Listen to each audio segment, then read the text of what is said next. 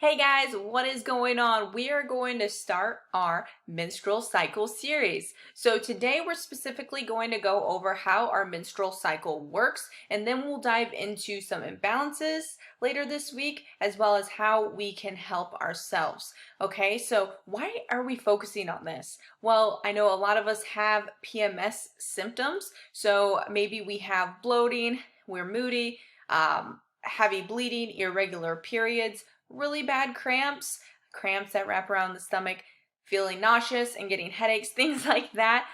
These are what we are going to touch on later this week. And what I want to go over today is really just understanding what goes on during this menstrual cycle.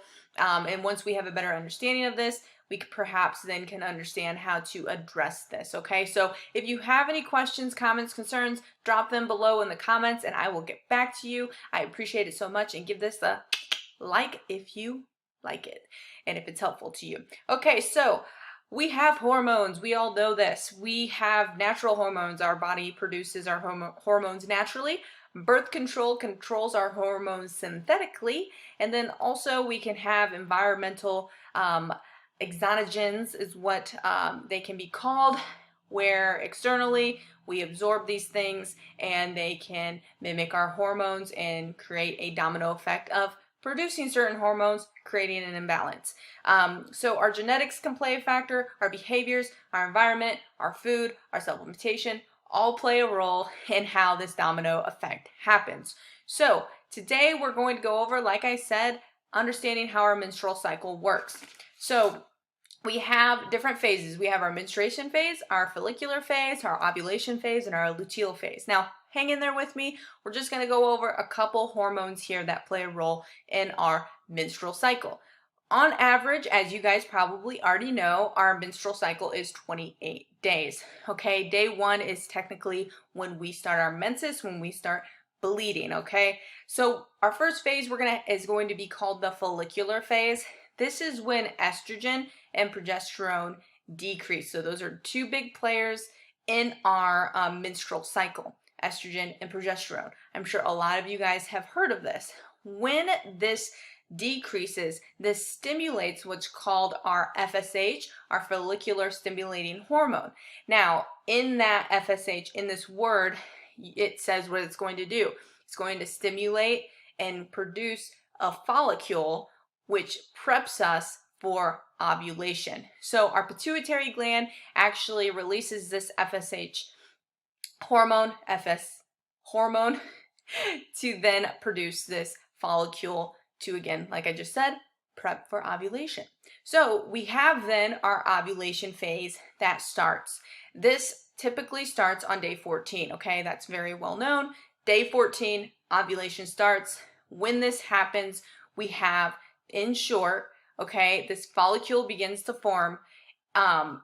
There's an increased estrogen from this follicle, or these follicles that begin to mature. Okay, we're going to prepare our uterine lining for the baby to come, for pregnancy. So thickening of the uterine lining. I'm sure that's something common that a lot of you guys may be familiar with. This happens in the ovulation phase. And then when estrogen peaks during this time, it stimulates LH, so the luteinizing hormone, which is kind of cool because this then stimulates the production of progesterone, okay? This progesterone prepares the uterine lining even more so. So it thickens it even more so, makes it nice and cushy because that's where the baby's going to be going, and it's going to create some nice vascularity there too. So now the uterine lining is very thick. The LH hormone is going to then drop into the luteal phase, okay? So all these hormones are kind of named after what it's going to do. In the luteal phase, what happens is the follicle ends up rupturing. It then releases progesterone and estrogen to prepare then, again, for pregnancy, like I just said.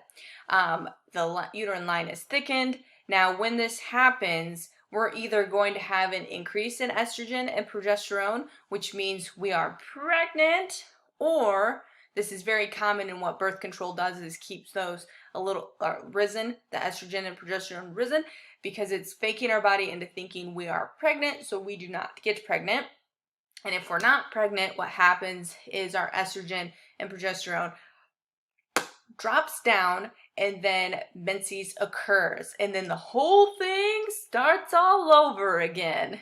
So as this estrogen and progesterone increases, decreases, they stimulate certain hormones to then release other things. You see how maybe, as I say a lot, that it's always a domino effect. And this is a great example of how when you have a decrease in estrogen and progesterone, it then stimulates our pituitary gland to release the FSH. The FSH then creates the ovulation, and it's just a big, literally, cycle. It goes and goes and over again.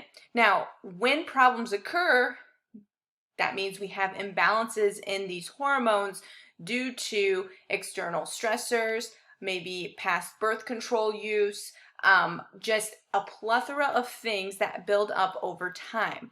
And so with these hormones, they of course make us feel certain things, right? So estrogen is a big one. You guys may know that that's unique in females where it's higher. It comes, it develops our breasts, pubic hair, it increases our libido, lubes up our joints actually, it helps our mental state, which is huge. It's produced in our ovaries, right? That's what we just went over, ovaries, primarily our adrenal glands, and also our fat tissue. Okay, so I will go over, you can see then how obesity may play a role then in an increase in estrogen dominance, which can create problems down the road for things like our periods as well as other things. Now, progesterone, another, key player in our menstrual cycle, is big on calming, decreasing anxiety, and also it can be converted in the adrenal glands into cortisol. So those two things are huge. Those two hormones are huge that we want to be balanced out. They kind of counterbalance each other within our menstrual cycle and in general, okay? So that is, all in all, we got our 4 phases, our menstruation, follicular phase, ovulation, and luteal phase. What I just went over is very basic. I wanted you guys to understand the influx of estrogen, progesterone, the decrease in that, and then how the uterine lining plays a role in our menstrual cycle, because this will then help us understand the symptoms and signs that we have as we talk about this series later this week. So let me know if you guys have any questions. Let me know if you want me to cover any topics, and I will sure do that for you guys. Well, let me know. All right, guys, we'll talk to you later.